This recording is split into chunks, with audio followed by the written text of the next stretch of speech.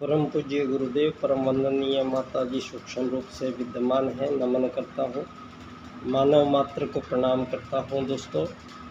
और आदि शक्ति माँ गायत्री जो प्राण रूप से विद्यमान है पूरे ब्रह्मांड में, और सनातन परमात्मा के समान ही सनातन आदि शक्ति माँ गायत्री है और सनातन आत्मा है। दोस्तों, ये तीन ऐसे सब्जेक्ट हैं मानव के सामने, चाहे वो दुनिया में कहीं भी जिंदा रह रहा है मानव, तो ये तीन जो सब्जेक्ट है, ये तीन सब्जेक्ट का उसको एहसास होता है और अधिकतम समय इन तीनों के बारे में ही डिस्कशन मानव का चलता है। और क्योंकि एक अंतरंग जो प्रेरणा उभरती है, वो अंतरंग प्रेरणा को उभारता जो अंदर बैठा हुआ है दोस्तों, वो ये मानव देह के अंदर विद्यमान सूक्ष्म तत्व, वो एक परमात्मा का अंश आत्मा है दोस्तों। प्रत्येक यहाँ जीव समुदाय इतने प्रकार की संरचनाएं आपको दिखाई दे रही हैं धरती पर। ये चिड़िया है, तोते हैं, कबूतर है, शेर है, बकरी है, ऊँट है, अनंत प्रकार के ये जो हमारे साथ साथ मानवों के साथ साथ जो ये जीव जंतु जी रहे हैं दोस्तों, ये आज सारी दुनिया में मानव की कौन सा विकास कर रहे हैं मानव, कि मानव के अंदर आज एक हैवानियत इस कदर हो गई है कि सारे जीव जंतुओं को काट कर और मानव उनका भक्षण कर रहा है। कोई जीव जंतु छोड़ा नहीं है दोस्तों। चाहे धरती पे कुछ हो या नहीं हो, लेकिन यहाँ धरती पर जो एक मानव, जो परमात्मा का एक अंश जो आत्मा है, वो आंखों से दिखाई नहीं देता है, सूक्ष्म है। और तरीके हैं हमारे अंतर मन की, और नेत्र हैं हमारे अंदर, जिन नेत्रों से हम उसको देख सकते हैं। लेकिन ये जो शरीर में चमड़े की आँख है, ये साधारणतया जो हम जीवन में जी रहे हैं, ये दोस्तों एक बहुत ही गूढ़ रहस्य है। और गूढ़ रहस्य कैसे है? ये है बड़ा सरल और है बड़ा गूढ़ दोस्तों। परम सत्ता परमात्मा ने जब ये सब सृजन हो चुका, क्योंकि क्रिएटर धरती पे पहले लिखा जाएगा। अगर आप कोई शब्द लिखेंगे तो क्रिएशन शब्द लिख नहीं सकते हैं, क्योंकि वो बनता नहीं है। क्रिएशन जो शब्द है, वो जब आप क्रिएटर लिखोगे तो क्रिएटर में स्पेलिंग मिलाने के बाद क्रिएशन बनेगी। तो यहाँ ये साबित होता है कि यहाँ क्रिएशन हो ही नहीं सकती है, क्योंकि हर चीज़ का एक क्रिएटर है।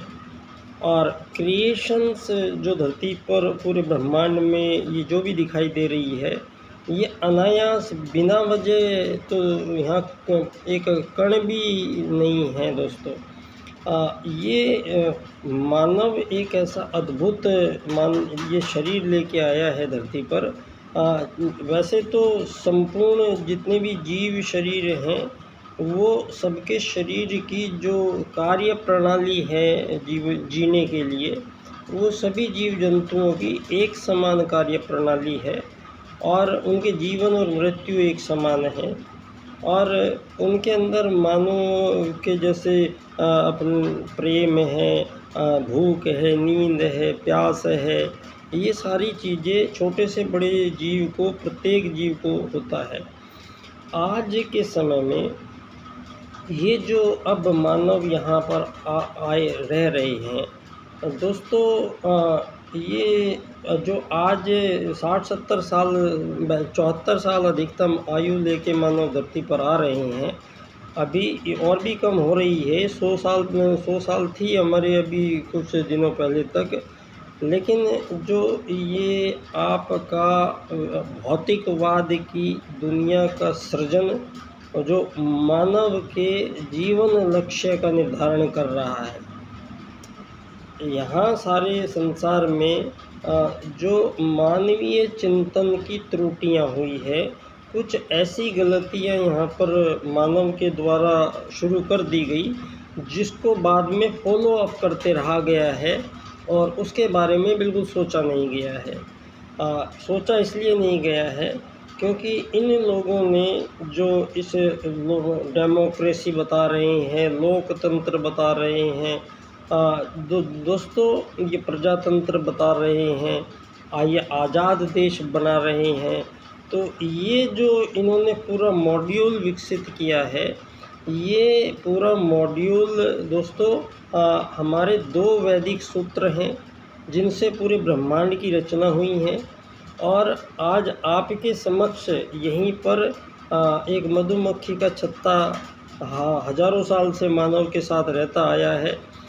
वो हज़ारों साल में मधुमक्खी के छत्ते में किसी भी प्रकार की उन मक्खियों के अंदर एक लड़ाई युद्ध नहीं हो सकता है।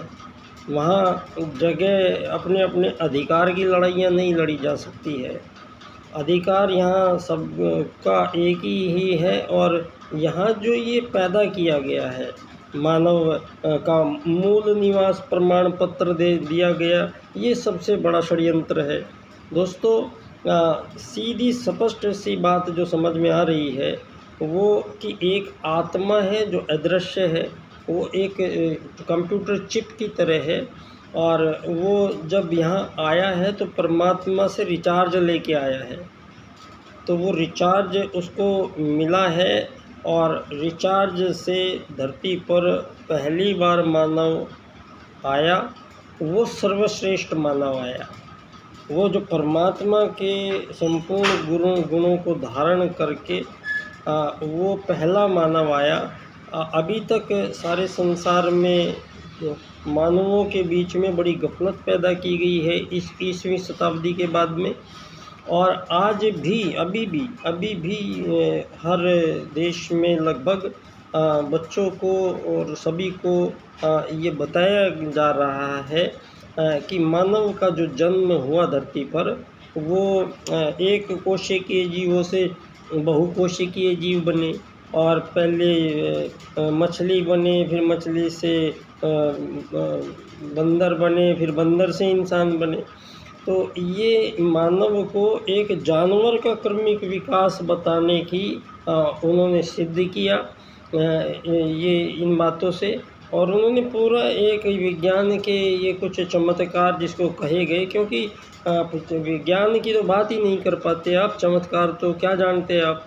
क्योंकि जब आपका यूरोप में जब हमारे ही वो अनार्य लोग जाके बसे थे जो, तो सारे संसार में जितने भी मानव आज रहते हैं, वो सारे के सारे मानवों को जो उनका पिता है, सारे संसार के सारे मानवों का जो आदि पिता है, जो प्रथम मानव है, वो धरती पर भारत भूमि में अवतरित होता है, और उसका नाम मनु है दोस्तों।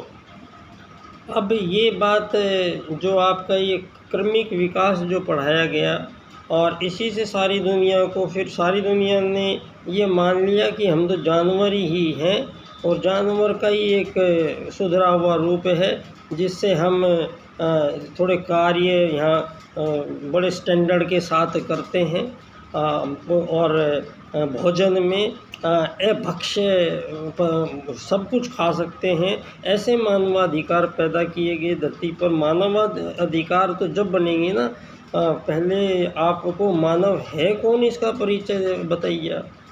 तो जिससे आप मानवाधिकार कह रहे हैं, जिससे आप उसको मानव मान रहे हैं, तो आप तो केवल उसका एक शरीर मान रहे हैं।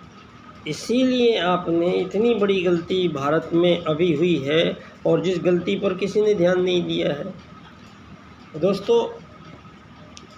यहाँ पिछले कुछ 5-7 सालों में, 10 सालों में यहाँ हमारे भारतीय सुप्रीम कोर्ट ने, माननीय सुप्रीम कोर्ट ने कुछ ऐसे डिसीजन दिए हैं, क्योंकि पिटीशन फाइल की गई थी, तो धरती पर ये जो पश्चिमी जगत का जो ये अंधानुकरण और जो भी आज बराबरी के अधिकार और बहुत सारी बातें और पश्चिम का ही पूरा मॉड्यूल, जिसमें मानवों के बीच में जो परस्पर रिश्ते यहाँ भारत भूमि में जन्माए गए थे, उनका वो हनन करते हैं और पूर्णतया भारतीय सनातन संस्कृति के विरुद्ध, बल्कि असहनीय बात है। यहाँ सनातन भारत में भी ये बातें नहीं हो सकती हैं, और भारत ही सारे विश्व को संचालन करता था और अब आगे भी भारत ही करेगा दोस्तों। क्योंकि ये जो बीच में जितनी भी समस्याएं आई हैं, इन सब के मूल में, जड़ में एक मानव ने एक कृत्रिम चीज़ बना दी है, जिसको उसने पैसा, धन, रुपया, डॉलर कहा है। और ये पहले से ही कोई चली आ रही परंपरा नहीं थी, और ये वेद में धर्म, अर्थ, काम और मोक्ष 4 बातें मानव को बताई गई हैं जो धरती पर करने के लिए। तो इन 4 बातों का अर्थ ही सारे संसार में सारे मानवों को हर बात का गलत अर्थ बताया गया है, और उसी प्रकार से मानवों के आचार विचार और ये सब बदलते गए हैं दोस्तों। यहाँ मानव, खाली मानव ही नहीं, यहाँ 84 लाख प्रकार के जीव हैं, और जब उन सभी जीवों को यहाँ पर जिसने क्रिएट किया है विश्वकर्मा जी ने, उन सब के बारे में, प्रत्येक के बारे में, उसका जीवन काल कितना होगा, इस प्रकृति का ये जानवर उड़ेगा, हवा में रहेगा, ज़मीन पे चलेगा, पानी में रहेगा, इसकी आयु कितनी होगी, ये जीवन में अपने क्या क्या काम करेगा, इसको भोजन कहाँ से प्राप्त होगा। तो परमात्मा दीनदयाल उपाध्याय जी कहते हैं अर्थायाम में, आर्थिक लोकतंत्र अर्थायाम में, कि धरती पर जो जितने भी जीव हैं वो परमात्मा द्वारा 2 वरदान उनको देकर भेजा गया है। पहला वरदान है मानव को, संपूर्ण जीवों को कि उसका अधिकार बना के भेजा गया है भोजन की प्राप्ति कराते रहने का परमात्मा ने प्रत्येक जीव को पूर्ण आश्वस्त करके, और यहाँ पूरा जीवन काल बिताने के बाद ही मानव जीव आगे के क्रम में जाता है दोस्तों। यहाँ हमारी जो भारतीय संस्कृति का निर्माण जिन ठोस आधारभूत 2 सूत्रों पर हुआ है, वो है आत्मत सर्वभूतेषु और वसुधैव कुटुंबकम। और इन्हीं 2 सूत्रों से यहाँ सतयुग, हजारों लाखों साल का सतयुग था, यहाँ पर करोड़ों साल का सतयुग था। यहाँ धरती पर जो गफलतें पैदा की गई हैं, वो सारी दुनिया को मानव की उत्पत्ति केवल 2000 साल से 2500 साल से मानने की चेष्टा की गई है, और मानवों को जिस रास्ते पर परमात्मा ने संपूर्ण प्राणियों को चलाया हुआ है, उस रास्ते से मानव को विपरीत दिशा में चलने के लिए उसको छोड़ दिया गया है। एक ऐसी मानवीय त्रुटि हुई है जो है धन, पैसा, रुपया।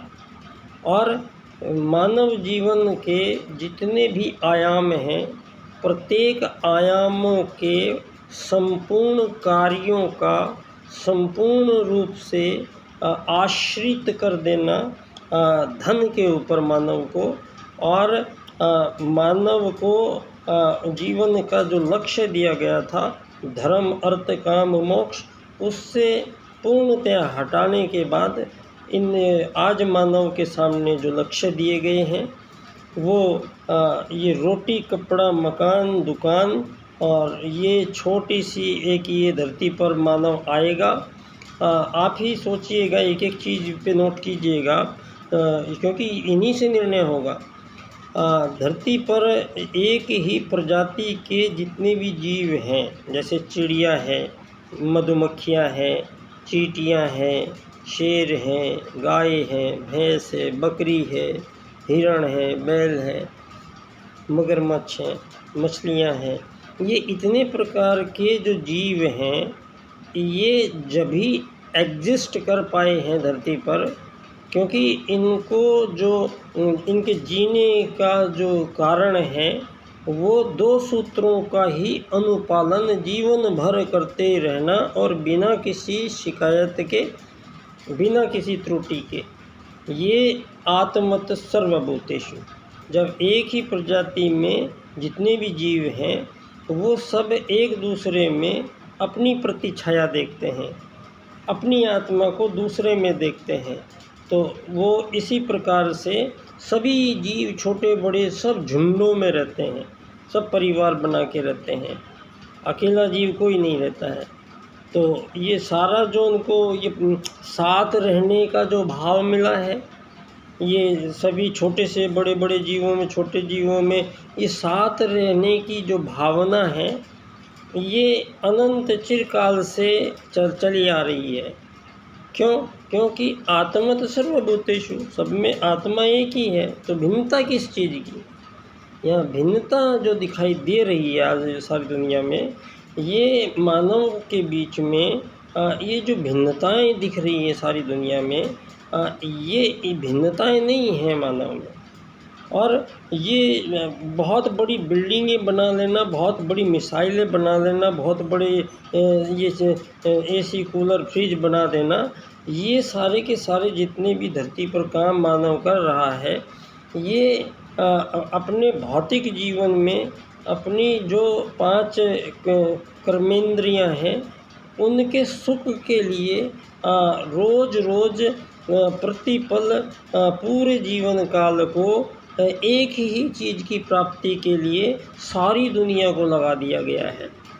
सारी दुनिया के मानवों को एक ऐसी चीज़ पैदा कर दी है जिसके आधार पे मानवों के बीच में अनंत विभाजन हुए हैं, और इन अनंत विभाजनों के कारण सारी धरती पर मानवों के बीच युद्ध, शोषण, वध, हत्याएं ये हजारों साल से धरती पर चल रही हैं। और अब तो कुछ चीज़ें ऐसी इतनी गहरी गलतियां हो गई हैं कि हम ये मानने लग गए हैं अधिकतम लोग कि ये परमात्मा ने हमें ये गलतियां जो हुई है तो परमात्मा की देन है। आज मुझे लगता है कि हमारे सनातन हिंदू धर्मी भी 99% लोग यही सोचते होंगे कि जो ये गरीब अमीर जो बनना पड़ता है मानव को धरती पे आके, तो ये परमात्मा ने दिया है। ये मानने लग गए हैं लोग कि जो यहाँ धरती पर गरीबी अमीरी के कारण जो तकलीफ़ें मानव को होती हैं, ये परमात्मा ने बनाई हैं कि जिसको सुख देना है तो उसको अमीर बनाएगा, जिसको दुख देना है तो गरीब बनाएगा। दोस्तों, यहाँ ये आधारहीन, तथ्यहीन बातें पिछले 2-2.5 हज़ार साल में ही मानव जीवन में प्रवेश कर पाई है, और इससे अनंत पहले काल से यहाँ आदि भारतीय सनातन संस्कृति दोस्तों यहाँ हजारों लाखों सालों से चल रही है। तो वो जो हमारी संस्कृति चल रही है, इसमें पंडित दीनदयाल उपाध्याय जी और स्पष्ट करते हैं अर्थायाम में। वो कहते ही पहली ये बात है जो सारी दुनिया के राजनीतिज्ञों के एक बार कान में घुस जाती है तो उनका परमाणु बम फटने को होता है। मैं एक बार इस पे, आप इस चैनल पे मैं कितने साल से मैं कोशिश कर रहा हूँ फेसबुक पे, मेरे जो भी भाषण हैं, जो भी मैं बताना चाहता हूँ, उसको बार बार बैन कर दिया जाता है, और 2-3 बार मेरी फेसबुक अकाउंट ही डिलीट हो गई है। और रोज़ अब ये सारे के सारे जितने ये ऐप हैं, ये प्राइवेट ऐप हैं, ये जैसा चाहेंगे वैसा दुनिया को चलना पड़ेगा, ये कहते हैं ये लोग। ये जो अब मैं बात करता हूँ आप करते हो पूंजीवाद की, लेकिन यहाँ बात हो रही है पंडित दीनदयाल की, या पंडित दीनदयाल उपाध्याय जी के अर्थायाम की बात हो रही है यहाँ पे। तो उस सूत्र के बारे में हम अपने विचार व्यक्त करने की छूट क्यों नहीं है हमारे भारत में? ये सारे नेता गुलमुल यहाँ पे धानक्या स्टेशन पे बार बार ये नौटंकी करने आते हैं ये लोग, लेकिन एक बार भी मैंने इनके मुंह से किसी के ये नहीं सुना कि दीनदयाल जी ने काम क्या किया था जो इतने इम्पोर्टेंट थे। तो ये फिर कभी कोई बोल देता है उन्होंने एकात्म मानववाद का राजनीतिक दर्शन दिया है, उन्होंने अंत्योदय का राजनीतिक दर्शन दिया है। इन दो सूत्रों की बात वो करते हैं अक्सर, और इनको बहुत सरल इसलिए लगता है कि आत्मा पे भाषण देना बड़ा आसान है। ये सब लोग मैंने देखा इनको सारे के सारे लोग रट्टे रट्टाऊ तोते की तरह वही शब्दों को पिरो के और बार बार वही चीज़ें ये सारे के सारे बोलते हैं, और एकात्म मानववाद को बोलते हैं और अंत्योदय को बोलते हैं कि हम अंत के व्यक्ति को बराबर लाभ पहुंचाएंगे। तो यहाँ ये दीनदयाल उपाध्याय जी का ये सूत्र की बेइज्जती करना है। वो अभी आप जब इन बातों पर चर्चा ही नहीं करेंगे, क्योंकि लिखित और कुछ दीनदयाल जी की आकस्मिक हत्या हुई थी और उससे डेढ़ एक साल पहले ही बम्बई अधिवेशन में उन्होंने परम पूज्य गुरुदेव से पूर्ण आज्ञा लेने के बाद जो चित्र मैंने आपको दिया भी है, परम पूज्य गुरुदेव के समक्ष दीनदयाल जी का प्रश्न था कि राज की नीति क्या होनी चाहिए देश की। जो ये सब गड़बड़ हुआ है दुनिया में, ये राजनीति की परिभाषा तक नहीं जानते हैं ये राजनीति वाले लोग। 99% या 100% ही लोगों से राजनीति की परिभाषा नहीं बताई जाएगी। ये राजनीति क्या है, कहाँ से आई है, क्यों आई है। तो दोस्तों यहाँ संपूर्ण उत्तरों का संपूर्ण समाधान करके ही एक दैवीय चेतना बड़े विस्तारित क्षेत्र में, और जो यहाँ इसके लिए प्रयास हजारों साल से चल रहे हैं, हजारों सालों की उन सूक्ष्म ऋषि सत्ताओं द्वारा निर्माण किया गया एक अमोघ अस्त्र धरती पर भेजा गया था। और भारतीय संस्कृति की दो मान्यताओं के आधार पे भारतीय जीवन पद्धति का निर्माण हुआ है। एक है कि जब अगर यहाँ पर अधर्म बढ़ेगा, जब भी मानव अधर्म करेगा और अधर्म बढ़ेगा, तो यहाँ परमात्मा का आश्वासन है, यदा यदा ही धर्मस्य ग्लानिर्भवति भारत। जब भी धरती पे इम्बैलेंस होगा, मानवीयता के रास्ते को छोड़कर अमानवीय जब भी बनेगा, तो मानव की अमानवीयता को दूर करने के लिए फिर यहाँ परमात्मा अवतार रूप में आते हैं।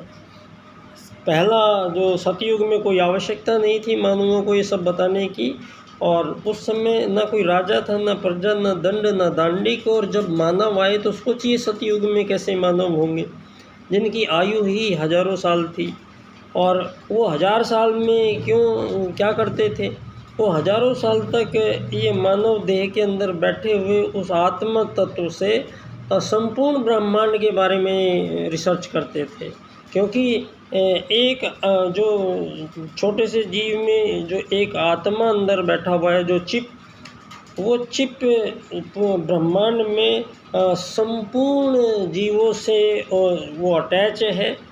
ये बात प्रोफेसर जगदीश चंद्र बसु जी ने साबित की कई बार वैज्ञानिक प्रयोगों द्वारा, कि जो ये पेड़ पौधे हैं ये मानवों के साथ बातें करते हैं, हंसते हैं उनके साथ दुखी होते हैं और रिएक्ट करते हैं हर बात पे। और प्रोफेसर जगदीश चंद्र बसु जी का एक बार एक्सीडेंट हुआ, कहीं 1000 किलोमीटर दूर थे वो।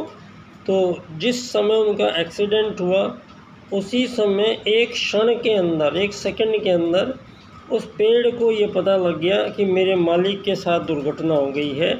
और उस समय जब बाद में उनके वो डाटा कलेक्ट किया गया तो सभी आश्चर्य रह गए कि हज़ारों किलोमीटर दूर घटने वाली घटनाओं को एक ज़मीन में गड़ा हुआ पेड़, एक जगह खड़ा हुआ पेड़ जिसको चलने की भी अनुमति नहीं है, वो पेड़ ने हज़ारों किलोमीटर दूर घटने वाली अपने मालिक के साथ जो घटना घटी उसके बारे में उसको तुरंत ही ज्ञात हो गया।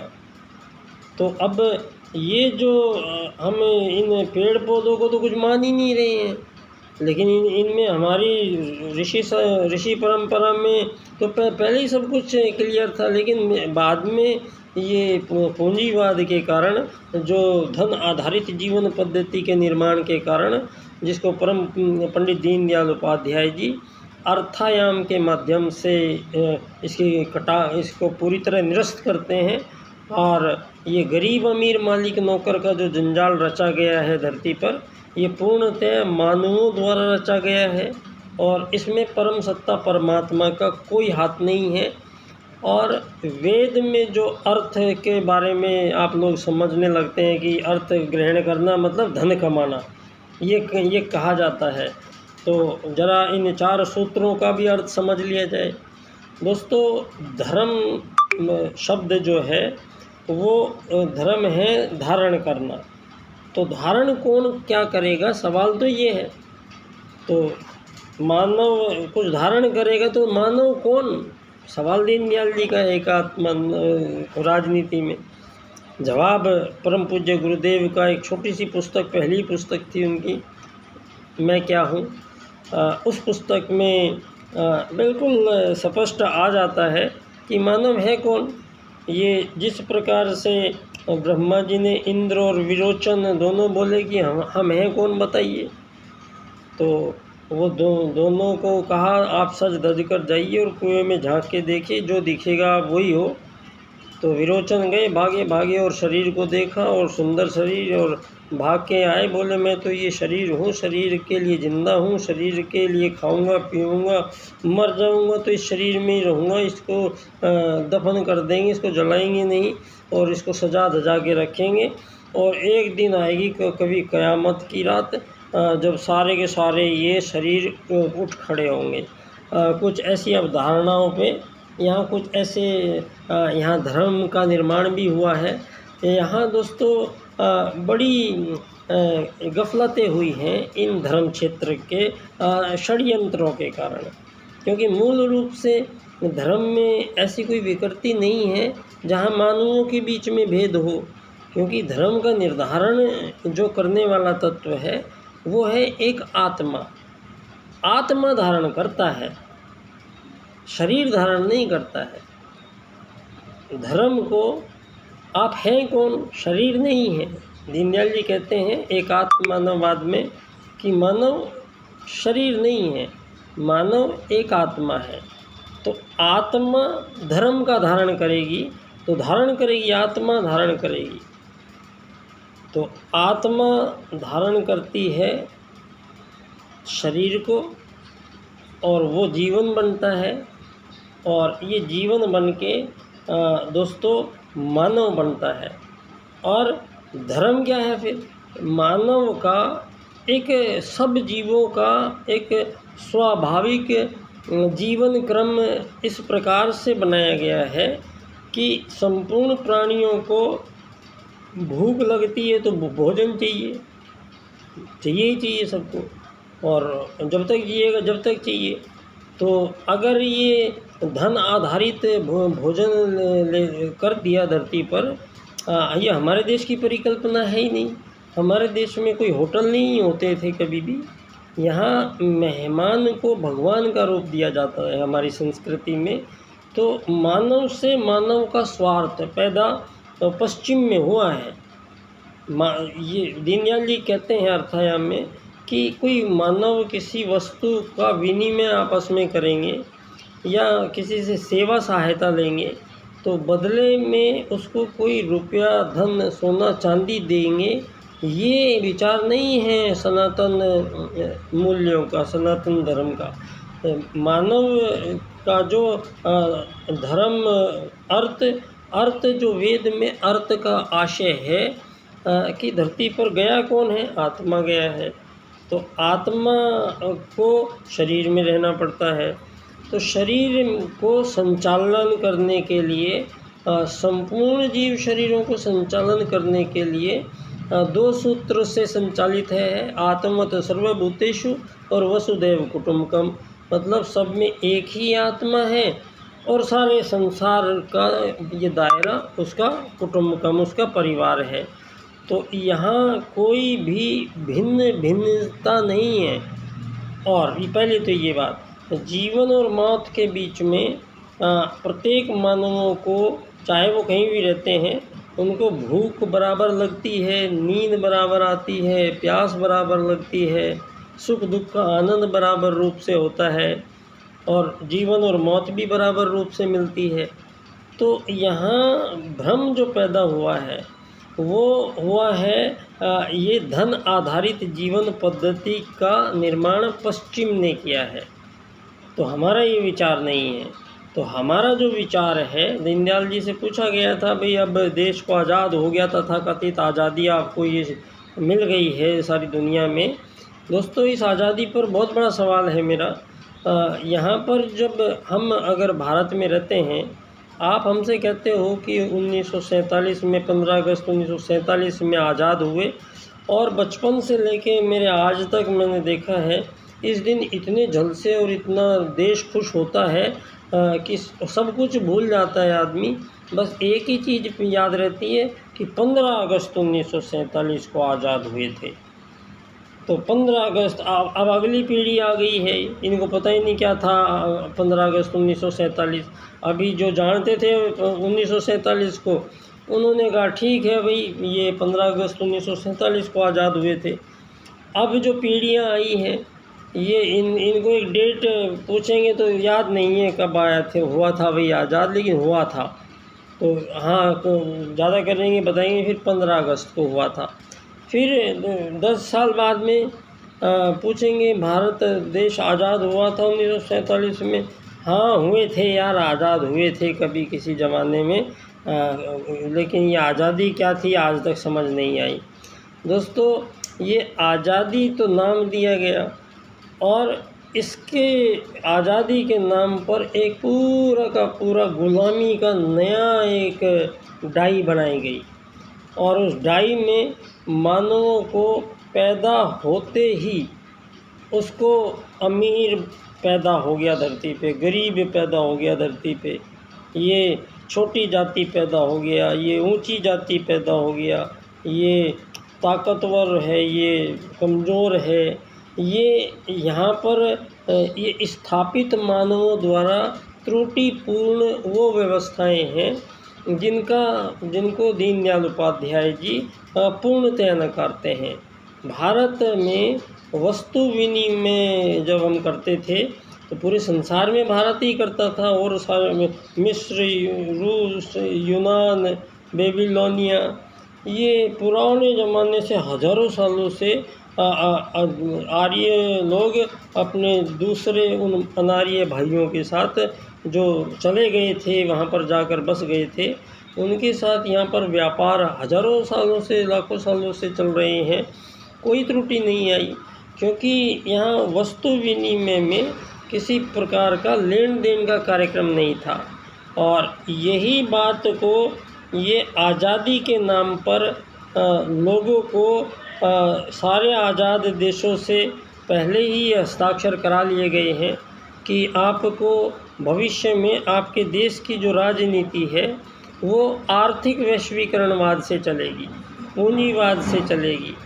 अब ये लोकतंत्र जो है दोस्तों, ये भ्रमित कितने हैं मानव, ये देखिए आप, पूरा भ्रमित किया हुआ है। अब 5 साल में जो चुनाव हो रहे हैं, ये चुनाव किसके बीच में होते हैं, चुनाव किस वजह से होते हैं, मतलब ये करेंगे क्या, राजनीति में क्या राजनीति क्या है दोस्तों। ये जो हर 4-5 साल बाद में एक चुनाव होते हैं, और उसी देश में जिसमें लोकतंत्र इन्होंने पैदा किया है, वहाँ सबसे पहले मेरा जो तर्क है वो ये है कि जहाँ भी ये लोकतंत्र जाएगा तो आप पहले वहाँ पर 2, 3, 4, 5 पार्टियों के दफ्तर खुलवाएंगे। वो 4-5 अलग अलग बातें करेंगी पार्टियाँ, और जहाँ मानवों की सब में एकता थी वो पार्टियों वाले उनकी एकता को तोड़ेंगे और वहाँ पर एक समूह अपना बनाएंगे, वो अपना समूह बनाएंगे। ये समूह बनाए गए और ये हर 5 साल बाद में एक पार्टी इस बार उसके आ गए, वो जीत गए तो वो बन गए, दूसरी बार वो आए तो वो बन गए, 5 साल रहते हैं फिर आए फिर बन गए। तो ये जो आए बन गए ये जो चलता रहा है, इसमें दोस्तों वो लोग ये जो आ रहे हैं जा रहे हैं, ये केवल कार्य क्या है इनका, आप ये समझिए। यहाँ पर इन लोगों का जो कार्य है, जो सरकार का गठन जो धरती पर हुआ है दोस्तों, वो कोई मानकों में हुआ है। वो यहाँ पर ऐसे ही कोई चीज़ का वो नहीं बनाया गया है।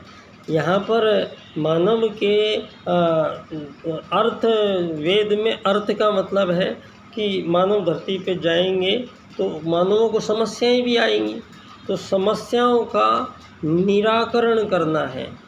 सारे मानव आपस में मिल बैठ के हर समस्या का निराकरण करेंगे, इसको अर्थ कहा गया है। और धर्म, मानव का मानवीयता धारण करना ही धर्म है।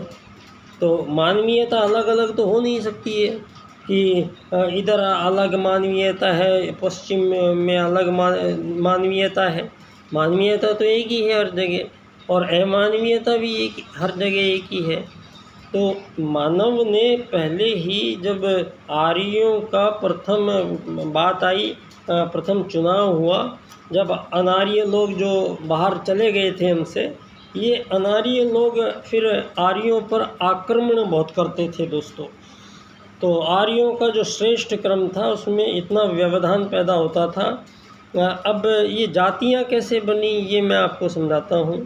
आर्य में जब अचानक से वो युद्ध करने आ जाते तो आर्यों के जो अनुसंधान चल रहे थे उनमें व्यवधान होता था, और सारे स्त्री पुरुष बच्चे बूढ़े सबको हथियार लेके और दुश्मनों से लड़ना पड़ता था, और उसमें हमारे जान माल ज़्यादा हानि होती थी।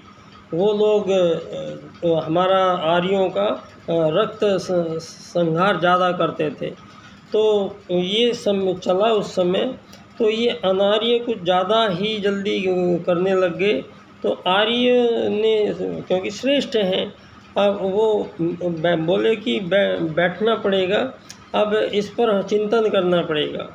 तो धरती पर आर्यों के द्वारा ये तय किया गया कि हमारे जो आर्य भाई हैं, इनमें से जो युद्ध कर सकते हैं, जो सॉलिड हैं, सशक्त हैं, निर्भीक हैं, उन लोगों को अलग कर लिया जाए, और उनको उनका केवल एक ही काम रखेंगे अभी, उनको सैनिक बनना है और उनको केवल युद्ध प्रशिक्षण लेना है।